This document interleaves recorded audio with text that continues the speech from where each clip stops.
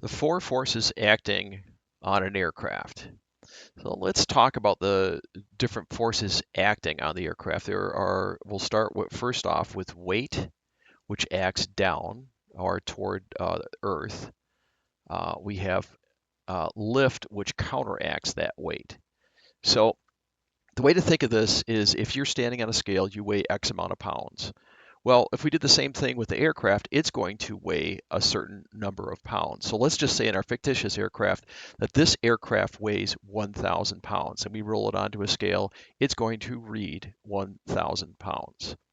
So to hold this aircraft in the air, uh, we have to provide 1,000 pounds of lift. So again, this is our lift up here. This is our weight. The aircraft always weighs 1,000 pounds, whether it's on the ground or up in the air. That doesn't change. So again, if the aircraft weighs 1,000 pounds, we need to supply 1,000 pounds of lift, and we do that in aircraft by providing lift through the wings. They produce a certain amount of lift. We can change the what's called the angle of attack, which we get into later on, to increase the lift. All right, so again, weight is here. That's the force acting to pull the aircraft down, and lift is what lifts it up into the air. Just in the same way that if we grabbed a 10-pound barbell, lifted it up with our hand, and held it in the air, we'd have to apply 10 pounds of lift to hold that barbell up in the air.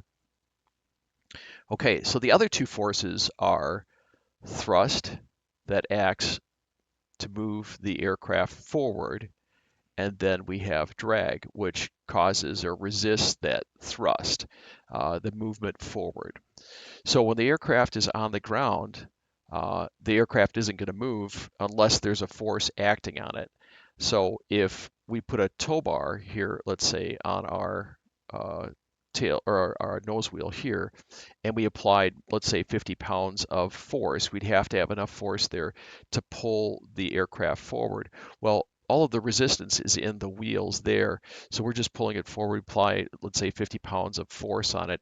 It's going to cause the aircraft to move forward. That's while it's on the ground. In the air and on the ground, we use the throttle to propel the aircraft forward.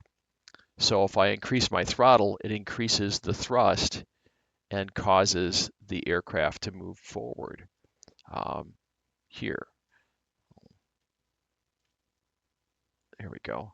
So we can either push it on the ground or pull it on the ground, or we could use our engine, which makes things a lot easier for us, and actually provide thrust by adding uh, the thrust or throttle to increase the amount of thrust. Of course, whenever we increase thrust, we are increasing drag. So uh, the drag is basically the whole front of the aircraft. So let's take a look at this here. So let's scroll around to the front here. When I look at this aircraft, if I'm the wind, let's say I come in and I hit this aircraft, I slam into that, that's going to slow me down. So it slows the aircraft down. We have, a certain amount of resistance to when. Way to think of this is if you ever stick your hand outside of a car window and you hold it perpendicular to the movement of the car, it's going to feel like your hand is getting pushed backwards. That's what's happening here. We have a tremendous amount of drag here because of the wings, the struts, the cowling here. All of those things basically create drag, and that's what holds the aircraft back. To get around drag, we just add more thrust or more throttle. That's the black knob on your console there, the yoke console. There's a throttle quadrant there. That little black knob, when we push that in, it increases the amount of thrust there. So if we increase our throttle, we increase our thrust, and that causes the aircraft to go faster. Much in the same way, if let's say I'm out here, let's say the aircraft is on the ground like this. Uh, I'm a weakling, let's say. I'm not very strong. If I pull on it, I may only be able to get that aircraft to go very fast. But if I have my friend Tim, who's this big football player, he grabs it and pulls it. He can move it a lot faster because he's got more thrust or more power there. That's what's basically happening here, but we're doing it through the engine instead.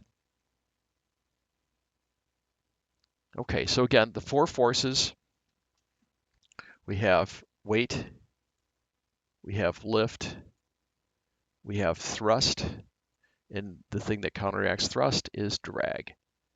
So this is something you'll definitely want to understand if you want to get your pilot's license. Having a good understanding of these forces makes your life flying a lot easier.